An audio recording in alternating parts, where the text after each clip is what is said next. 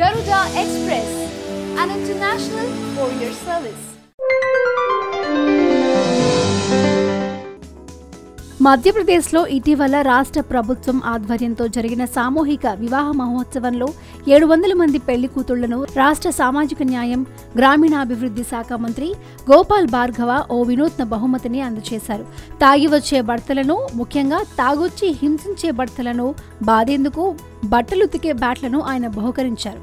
తాను మొత్తం 10,000 బ్యాట్లను తయారు చేయించానని చెప్పారు. భర్తలు గృహహింసకు పాల్పడితే ఈ బ్యాట్లతో కొట్టండి, పోలీసులు కూడా ఇందులో జోక్యం చేసుకోవద్దు అన్న వ్యాఖ్యలు కూడా వాటిపై రాసి ఉన్నాయి. మధ్యప్రదేశ్లోని గ్రామీణ ప్రాంతాల్లో భర్తలు తాగొచ్చి భార్యలను హింసించడం సర్వసాధారణమైపోయిందని, అలాంటి వారికి బుద్ధి చెప్పాలంటే ఇలాంటి బ్యాట్ల అవసరం ఎంతైనా ఉందని మంత్రి గోపాల్ అభిప్రాయపడ్డారు. రాష్ట్రంలో గులాబీ గ్యాంగ్ ఆందోళన చూశాక తనకు ఈ ఆలోచన వచ్చిందని ఆయన చెప్పారు. ఇటీవల వైన్ షాపులను మూసేయాలని డిమాండ్ చేస్తూ కొంతమంది మహిళలు గులాబీ రంగు చీరలు కట్టుకుని బ్యాట్లు పట్టుకుని వీధుల్లోకి వచ్చారు. ఇక ముందు కూడా పెళ్లి కూతుళ్లకు ఈ బ్యాట్లను బహుకరించడం కొనసాగిస్తానని మంత్రి తెలిపారు.